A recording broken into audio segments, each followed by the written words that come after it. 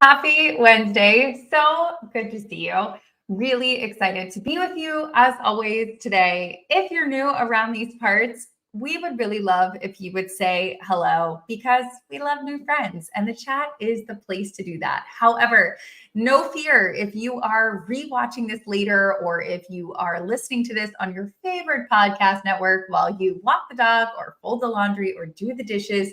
That's okay too. We hear you. We know that you got a lot of stuff going on. And if that is the case, you can feel free to send thoughts, comments, questions, suggestions later on. But just know if you took the time to be with us here live, which actually we kind of love, just know that the chat is kind of where all the fun stuff happens. That's where all of those recommendations are coming in from smart, interesting, talented people just like you who are wanting to share what works best for them.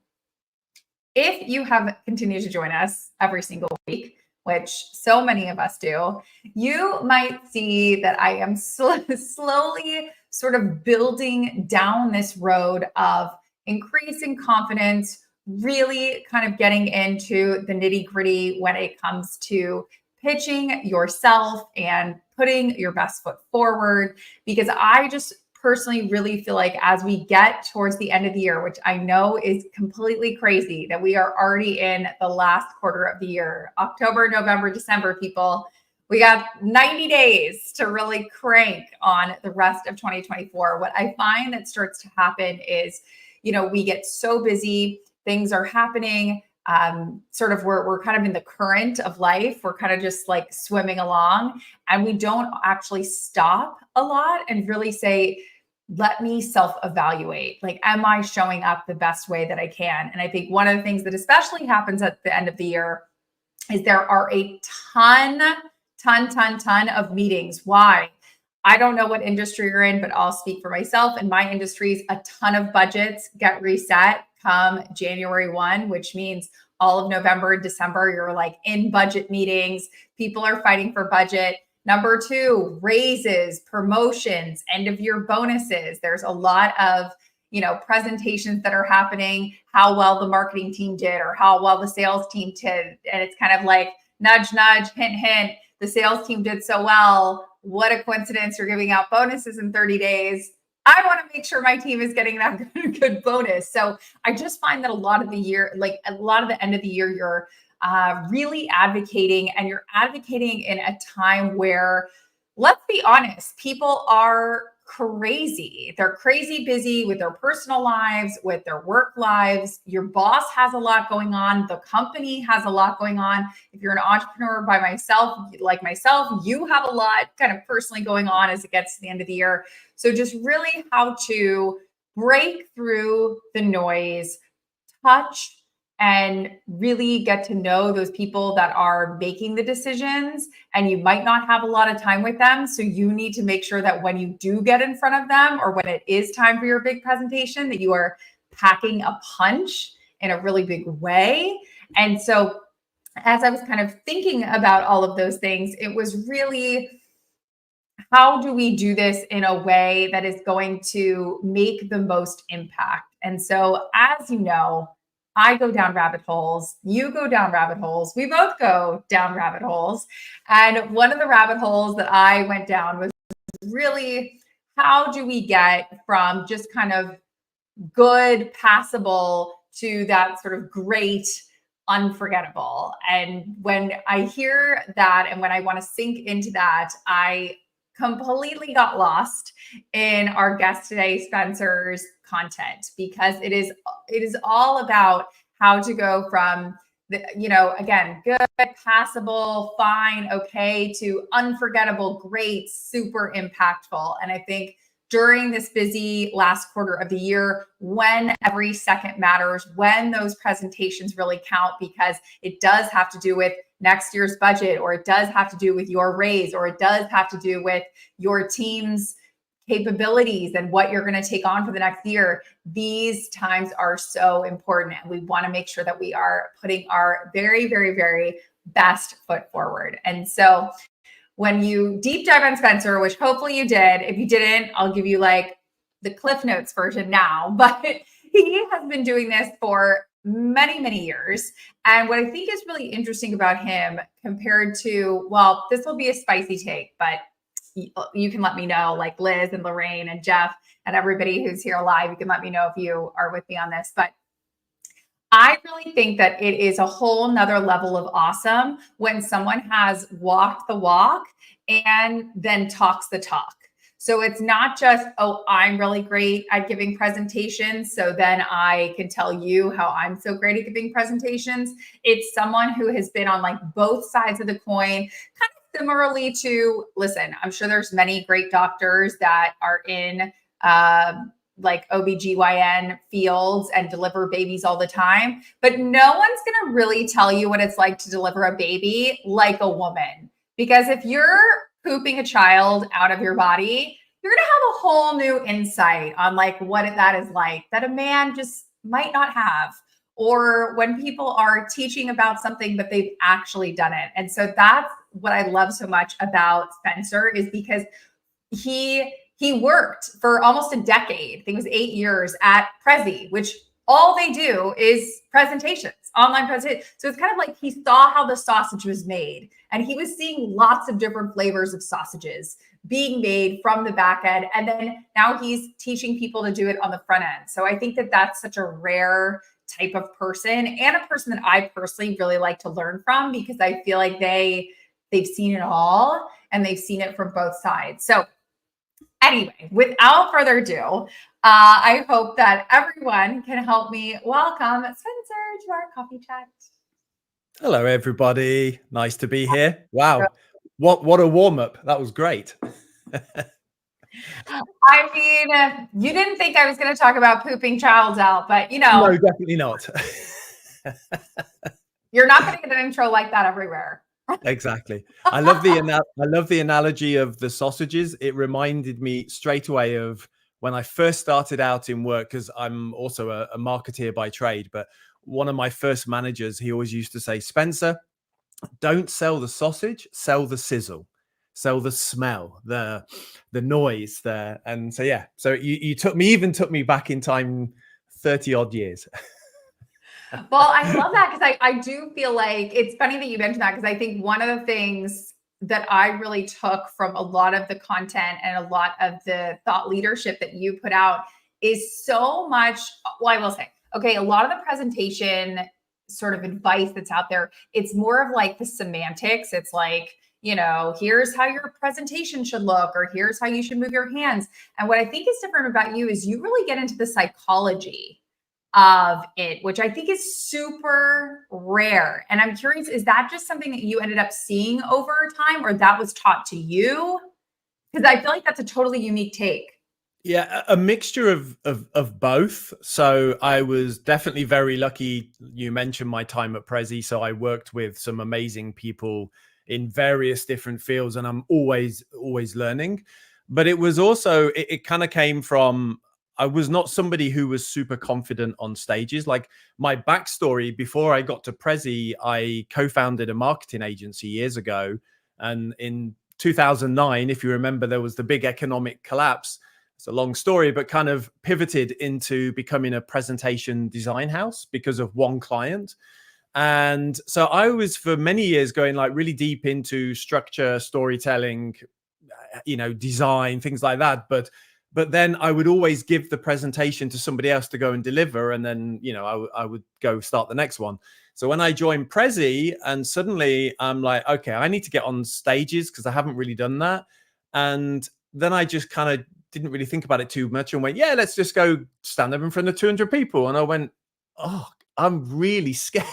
Like it was suddenly this moment where I'm like, okay, how do I deal with this? Because not only is it nerve-wracking to stand up in front of 200 people, but I'm also working for Prezi, presentation company. So I have the additional pressure of it's got to be good. And I think for me, I started researching like, okay, how do you manage nerves? Because I want to manage my own nerves. So it totally came from a selfish place. And that's when I had this like, I don't know, watershed moment where I discovered the difference between emotions and feelings.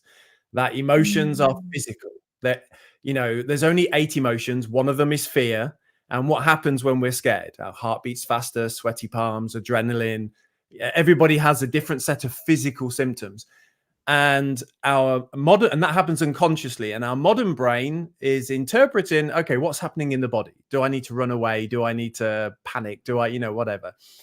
But then when you suddenly looked at it, okay, so emotions, only 8, physical, feelings, thousands of them. And it's a bit like the primary colors. And if you mix the primary colors, you get like a multitude of different colors. So same kind of analogy. But then I suddenly came across that excitement. Okay, so what happens physically in our body when we're excited? Same thing, right? Heart beats faster, adrenaline, but now I'm just having a really great time. I'm not scared. So for me, it became this thing where I'm like, okay, so I can actually trick my brain in a way to not focus on why I'm scared, but focus on the audience. And when I started doing that, I for sure didn't believe it in the beginning. I'll keep telling myself it, but it's amazing what it does. And because it stops you doing that negative spiral in your brain that we all do. We all have imposter syndrome. We all have those moments. Doesn't matter how experienced you are, everybody gets it. But what that does is it takes us out of our own head and gets us to focus on the audience. And that's why I always say, think about, why am I excited about doing this presentation? Because that's what will get you out of that rut in the end. But so, yeah. Well, and I love this thought of like when you were saying even, empathizing with the audience, they're excited to learn there. So then you kind of, that excitement is contagious, which really kind of goes along to your earlier point of selling the sizzle, which is at the end of the day, you're really connecting with the other person. And whether that's one person sitting in the audience or 50 people sitting in the audience or 500 people, it's kind of when it's you and it's someone else that you have to find a bridge, or you have to find some common ground, and meeting people where they're at. And one thing I loved in your LinkedIn learning course was you talked about that in a really big way, which I haven't seen in a lot of presentations, because it's more either they're telling you how you can kind of present your side better, but it doesn't really take into account the other person. So I'm curious, obviously you've seen tons of people who are good at this, and you've also seen tons of people who are probably not so great at this. So I'm curious, what are some of like the things that you see that you're like, if only people would do this, it would help them connect with the other person so much better? Yeah, for sure. I think for me, if I distill it down to its barest form, it's about, are you there to serve or are you there to sell? And I don't mean sell as in I'm selling my product. It could be, many people will think about, okay, I've got to do a presentation, and they start with, what do I want to say? Not what does my audience want to hear? And this is true in storytelling. Many times we want to tell the stories that we want to tell, but is that the stories that your audience wants to hear or needs to hear? So for me, I think, and I have this thing called the presentation canvas that I work with when I work with people, that really takes people through. The first 2 questions are, who's it for and what's it for? And for me, that's like the foundational blocks of, how is this helping them? What are they trying to do? How am I helping them do something? And then after that, then I start into the, okay, what's my North Star message? What's the 3 key messages? And start the building process from there. And then the next stage is this idea of, how does somebody think, it starts with feel. How does somebody feel about this right now? How do they think about it? And what are they actually doing about it? And then after I've given the presentation, what do I want them to feel about it, think about, and do? And that gives you this amazing contrast between here's where they are now and here's where I want to get them to. Okay, what do I need to say? What do I need to show? How do I make somebody feel to make that change happen? Because the only reason we give a presentation is to make a change happen. So yeah. 1,000%. And walking through, first of all, I love that framework. For me was really powerful, that feel, think, act, because it kind of helped me gather my thoughts in a way that was really clear. But for somebody that is, I will say I'm an entrepreneur, so it's a little bit different, but for somebody that's joining us today that works for a company and maybe they don't give a lot of presentations, I'd love for you to talk through how they can use this same framework when they are meeting with their boss who's super busy and they're coming in for 30 minutes to do their end of the year review for the sales team or the marketing team, how they can still apply this framework, even if it's just to one person and it's in a condensed amount of time, and why maybe even this framework is necessary to go into that meeting super prepared. Yeah, I love that question. I think it starts with just plan something in advance. Many people, and this doesn't have to be for a presentation. I use this just if I'm going to go talk in a meeting, or so it doesn't have to, and you can do it in 30 seconds on the back of an envelope before you go into somewhere. So for me, it starts with just thinking about beforehand, okay, what's happening in that room? Who's in that room? What's the reason we're all in that room? And what do I want to contribute based on, who's it for and what's it for? So for me, it's like, who's in the room? What are we trying to achieve?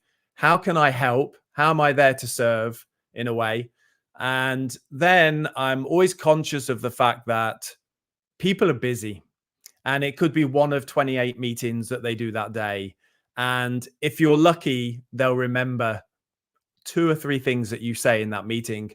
And most people will leave that to chance. So you can totally plan in advance. Okay, these are the 3 things I want to get across in that meeting. And you just jot those 3 things down. Maybe you tell a story. Maybe you give a statistic. Maybe you just talk about it. Maybe you ask a question. Questions are some of the most powerful devices that we have if we want to make a point. So I think for me, it's just do the planning. It can take 30 seconds. It could take 3 days. Depends on how big the job is. But yeah, just who's it for? What's it for? 3 key messages and go at its purest form.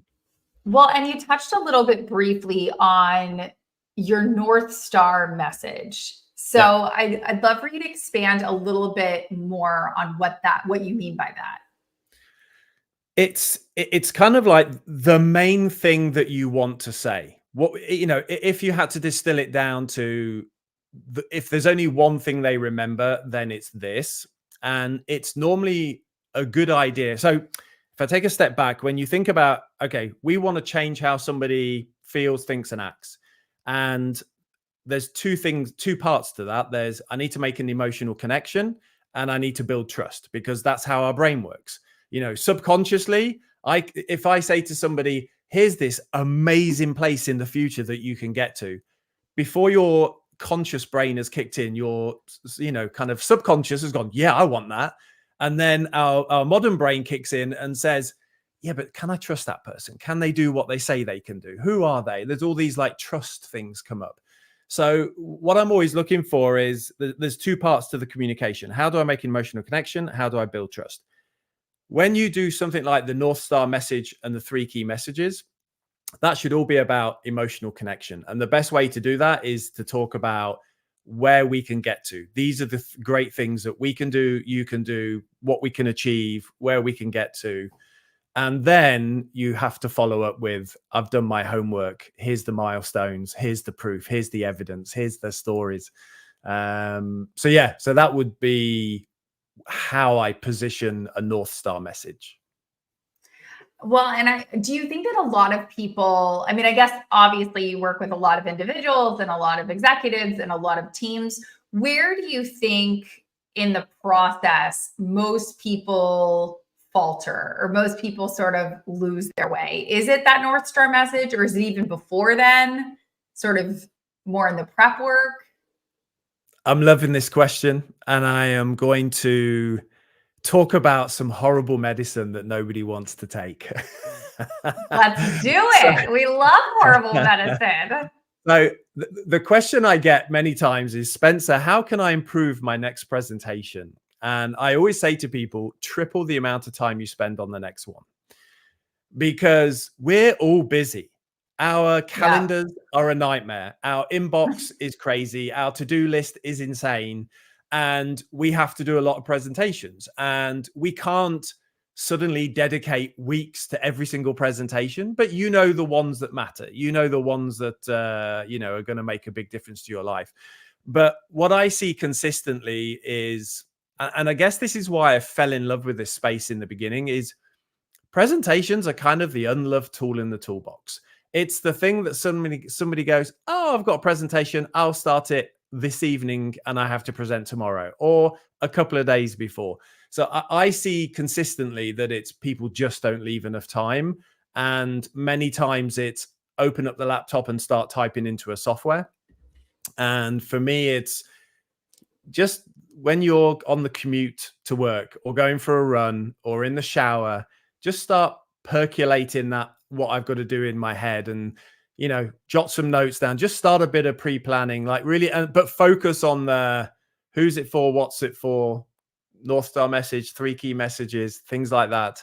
Because I see that makes a huge difference because when you leave it to the last minute, that's a tough place. And what happens is we put lots of text on it because we haven't got enough time to practice and we need the crutch of the text. Whereas if we practice, and that's the 3 Ps of the best presentations you'll ever give, practice, practice, and you guessed it, practice, then because we know the content, we can have less text on the screen. So for me, time is the big one.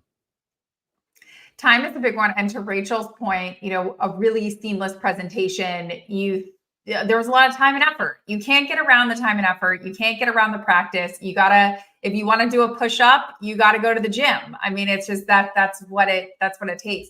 I will give like my own, I'm curious for you, Spencer, but one thing that I've started to do lately is if I'm sending a big presentation out or a big email that kind of maybe is summarizing a meeting that we had or summarizing like a kickoff call or something like that, I will actually run it through ChatGPT. And I will say, like the little command that I give to ChatGPT is I will say, tighten this up. Because I have found that for me, there are a lot of words that sneak in and a lot of, you know, just the style in which I speak, which is fine, but sometimes less is more. And it's actually that taking that extra step to do that sort of diligent editing that actually ends up making the most impact in the end. Yeah. And so I'm curious for you, like as you're practicing or as you're helping other people practice, are there any tips or tactics like that that you find that people are doing, like running, you know, something through ChatGPT and saying, tighten this up? Yeah, you raise a topical and important point. I mean, I use ChatGPT every single day when it comes to communication, and I think you should totally be using it. If you think about it, it works best as taking, you know, enormous amounts of language and how can I rewrite something or how can I come up with something. So I use it as like a brainstorming partner all the time. And I will say, okay, these are the 3 things that I want to say. How can I say these in a stronger way? And it will give me some options. And I'll always ask for multiple options. And then I'll say, okay, pretend you're Aristotle. Now, using the modes of persuasion and rhetoric, how would you improve those for, you know, just with a filter of persuasion? And then I'll get some more options. And then I'll say, okay, now act as a neuroscientist with deep experience of how somebody will remember content. How can I make that more memorable? And then I will get it to play different personas. And I still want to be the person who is the filter. And I decide this sounds like me, or it sounds good, or, you know, you want that judgment on what's coming through. And again, you know, that's AI at the moment that you need to, it's not a shortcut per se in terms of time, but absolutely you know, in terms of planning and messaging, presentation strategy, play around with it. It can do amazing stuff. So definitely. Do you have some sort of go-to prompts? Liz was just saying she has a go-to prompt that says rewrite for clarity, but do you have one that you kind of mentioned one right there, which is like what will people remember, or how do I phrase this, or how do I structure this? Do you have some go-to prompts that you find yourself using over and over again? Yeah, I definitely have prompts. I've also been the last few months experimenter, and I went a stage further. So I've been building custom chat GPTs because it annoyed me that I didn't know how to do it.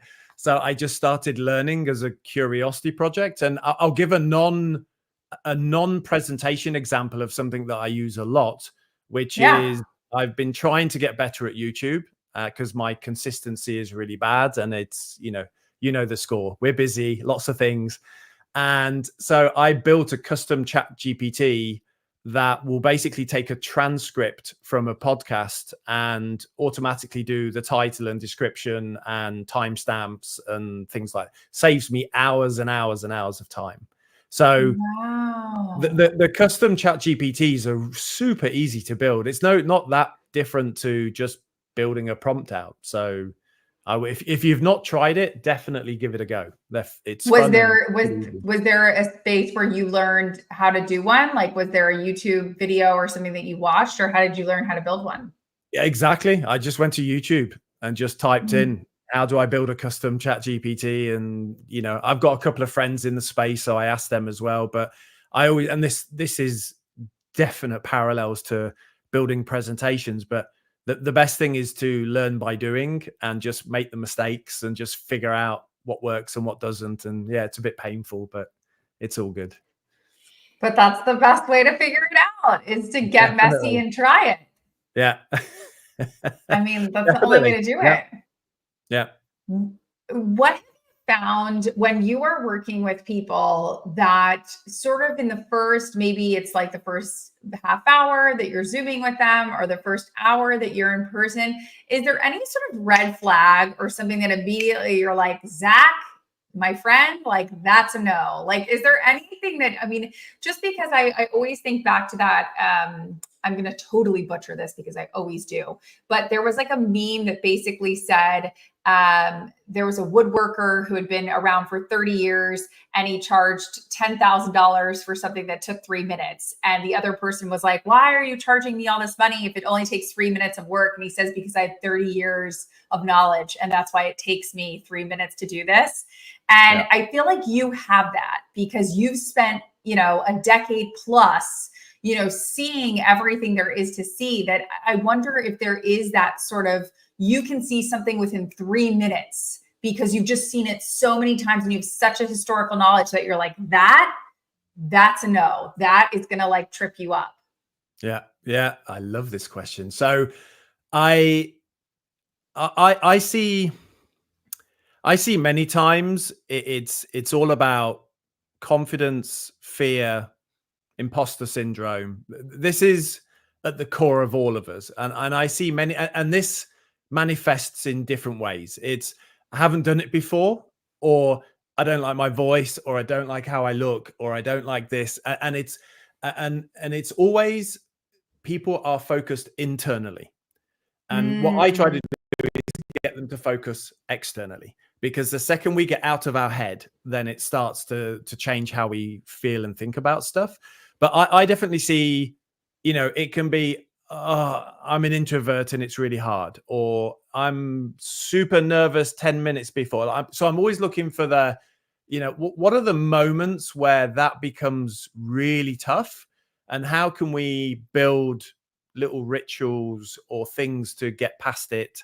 For example, when, imagine like 15 minutes before you're going to go live. So let's take a virtual one like this. So 10 minutes, you're going to go live, you're nervous. For me, what I do is I have On Top of the World by the Imagine Dragons, and I just play it full blast, and I move around and I dance and I look like a total lunatic. But what it does is it burns off nervous energy. So it kind of makes me move around, and it makes me focus outside of my head. So I think there's always, I've worked with a very senior person who was really heavily introverted, and they were really great with the talk. But then when the talk finished, and then they have to climb off the stage and everybody comes to ask questions, it's like this really horrible. So again, it was just psychologically, okay, let's extend the finish line.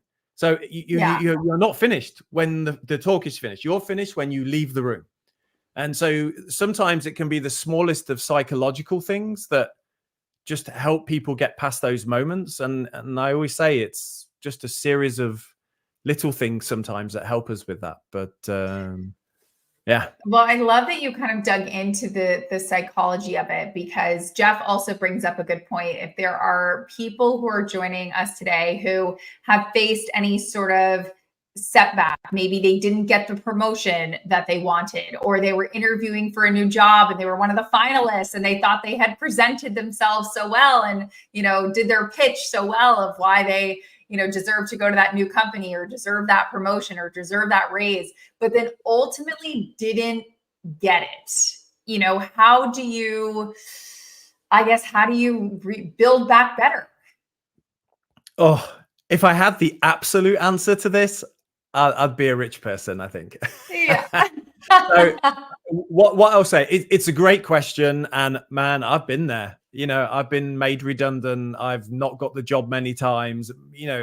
We've all been there. And I think for me, what I've seen consistently, and I'm a runner, so I'll use a running analogy, but it's a marathon, not a sprint. And I think what I tell myself many times is, you're not going to get everything. Not everything is going to come your way. There'll be things you get, things you don't. Maybe that wasn't for you. And I think sometimes you have to be gentle with yourself and you have to let yourself off the hook and you have to say, I'm doing the best that I can. And that's fine. And if I don't get it, I don't get it.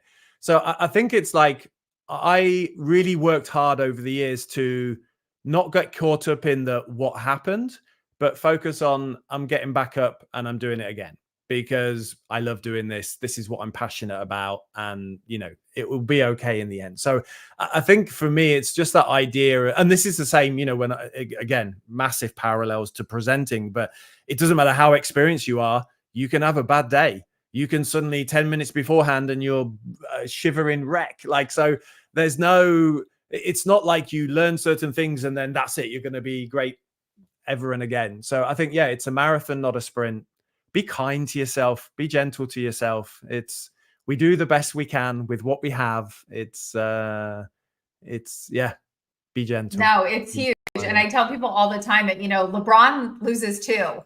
LeBron's not winning every game, as great as he is. Or Tom Brady also had some L's.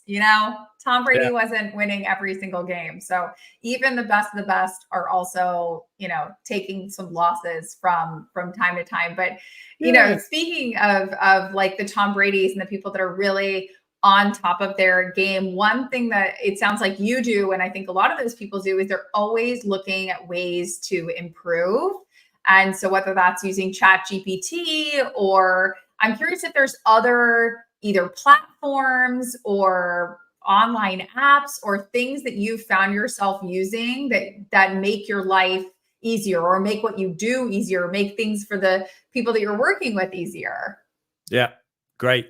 I'll give two answers to that. One's an offline thing and one's an online thing. So the first one is about, how do I get better as a presenter? So one of the things that I say to people many times, and again, it's another medicine that people don't want to do, but is to record yourself, because yes, it's uncomfortable. It's not nice. I hate the sound of my voice.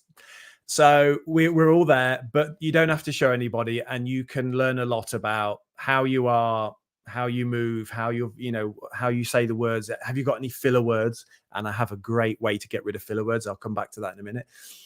But another speaker told me something years ago, which totally blew my mind. And I started doing it. And he said, Spencer, okay, instead of filming yourself, turn the camera around and film the audience when you're speaking.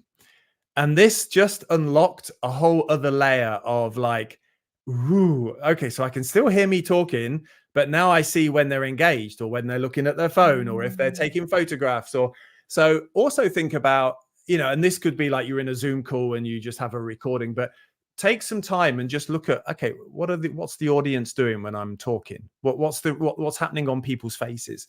So I think sometimes those things are, it's not very nice sometimes to do, but you learn really an awful amount of information. The other one that came to mind when you asked that question about apps and software, I use Miro a lot at the moment. And Miro for me is, I do a lot of virtual trainings using Miro, and it's something that I can use to not only host a lot of content, but I can also capture people's input and feedback and stuff that happens in breakouts and things like that. So Miro is an interesting tool I'm using a lot at the moment.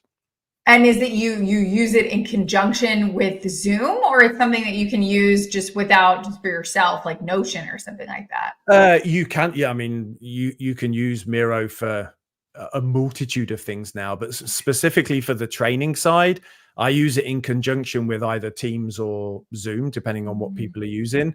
And it's just something that I can screen share, or I can say to people, okay, we're going to switch cameras off for 10 minutes, go do this exercise inside the Miro board. And people had Post-it notes. And I built like, there's an entire building. So every room is a different type of presenting skill thing, like, so it's a lot of fun, interactive. You can do a lot of stuff with it, so definitely recommend it. Spencer, I'm over here playing checkers and you're playing chess, because you're building out rooms, there's virtual rooms. I mean, that is next level. I'm very impressed. That sounds incredible.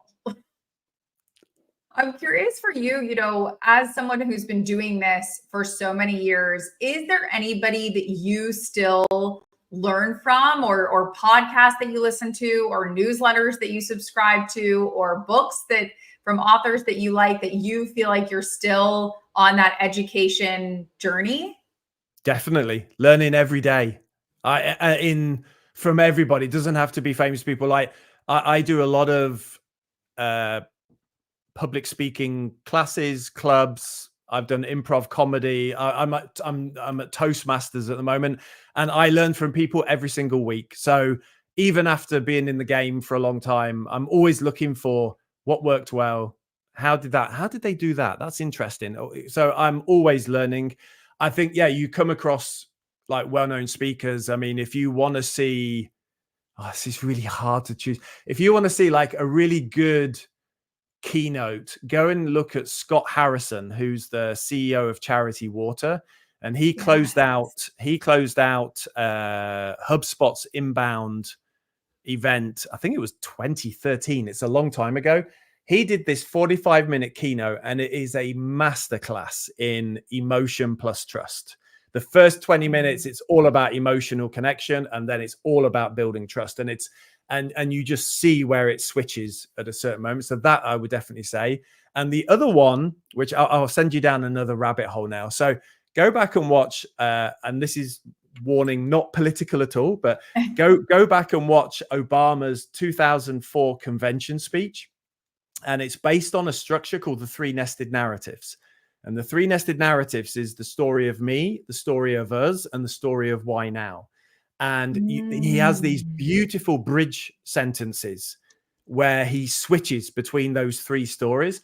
And that is a structure that you can use when, for example, like you're going to go talk about yourself in an interview, for example. You could do like a condensed version of that. But anyway, I'll limit myself to two. But yeah. I love that. And I do really feel like the best way to improve is exactly what you said, just consuming as much as possible. Because even if you take one little nugget from like each person, I was telling my friend the other day that sometimes I feel like it's an Easter egg hunt. And I'm just over here with my basket scurrying around being like, I like this one and this one and this one. And then at the end of the day, I kind of look in my basket and I'm like, look at all these nuggets I've picked up in my Easter basket over here. Love that. Yes, definitely. it's the only way to do it. I mean, I feel like if you're not learning all the time, then you're stagnant. And especially now, to your point with ChatGPT and Miro, and there's the technology is also, you gotta, or even how you were saying, you're building your own custom ChatGPTs. Like you kind of always have to get into that learning mindset, because the technology is moving too quickly, for better or for worse, I guess. Yeah, completely. Yeah, I definitely have. There's definitely fear at the doorstep that if I don't do it, then you get left behind. That's for sure. And I'm just lucky, I guess, that it's just a passion thing that I really love this topic. So that's what drives me, and it's okay. But yeah, definitely, I feel the need to keep learning all the time. Definitely. Oh no, 1,000%, 1,000%.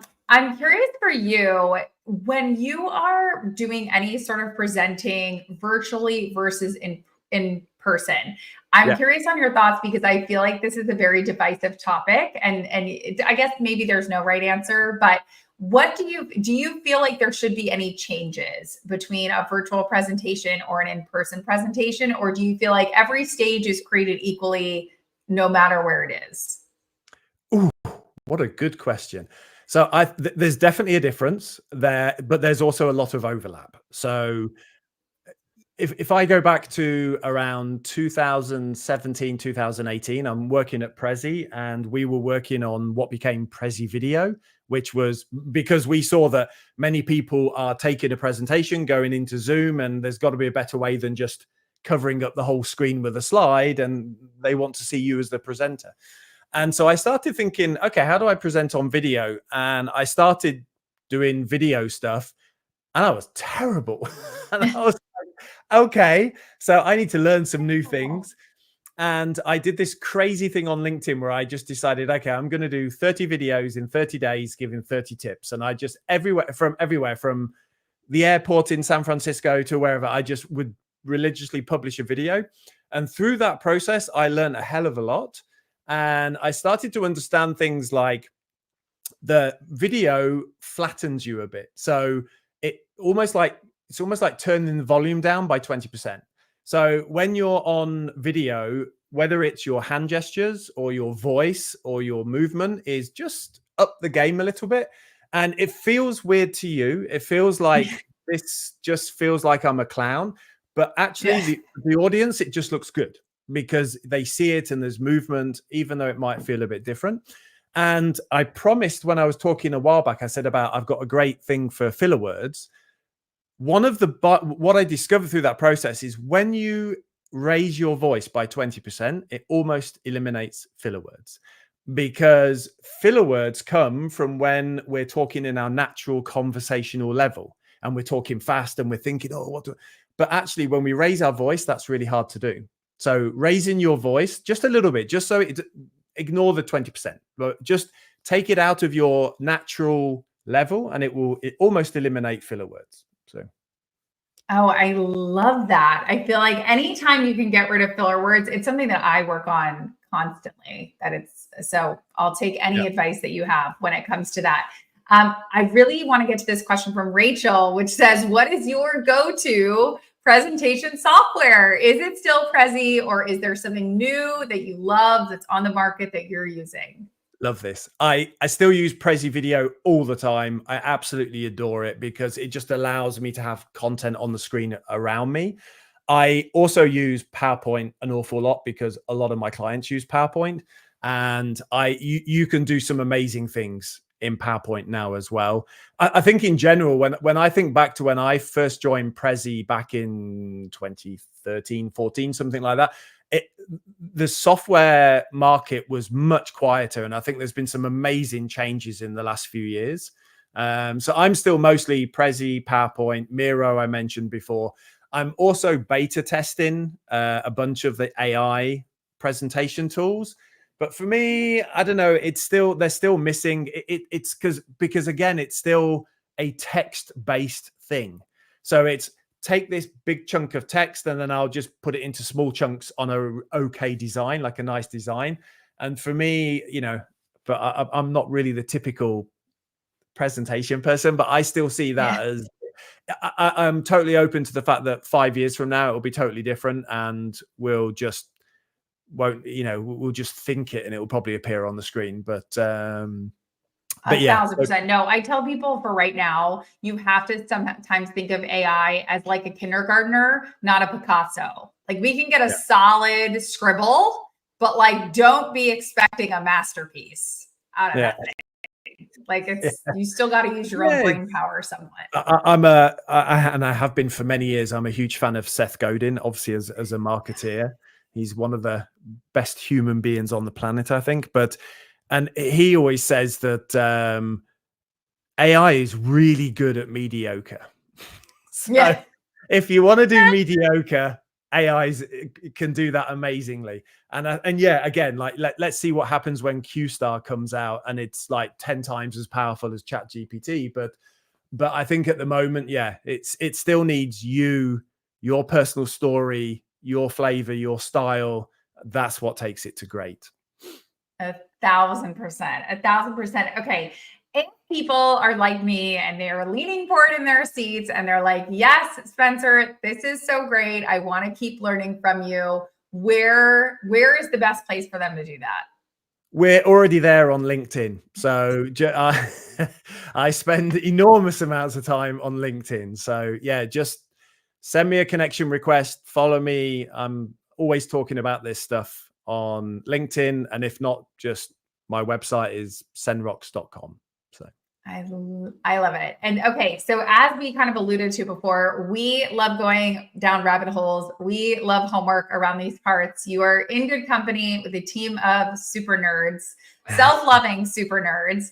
But if you could give us all a homework assignment to do for the rest of the week or this weekend when we get some time, it could be to read something, it could be to download something, it could be to try something, just something, some piece of action or tactic that we can take to make us better at presenting ourselves, presenting our ideas, what would it be? Now I'm enjoying this one. Wherever you are, go do a improv comedy taster class. So I joined improv because I wanted to look at how can I be confident on a stage when I can do zero preparation, as opposed to me being my normal, ultra prepared person. But I just discovered it's an utter joy. I just laugh every single week when I go. It gives you amazing active listening skills. It builds your confidence. It allows you to fail multiple times on a stage in a way that's funny and everybody's supportive. So yeah, it's a big one. Yes. Wow. Spencer is not playing around with his homework. Totally agree. But honestly, find somewhere and go do a taster class. You won't regret it.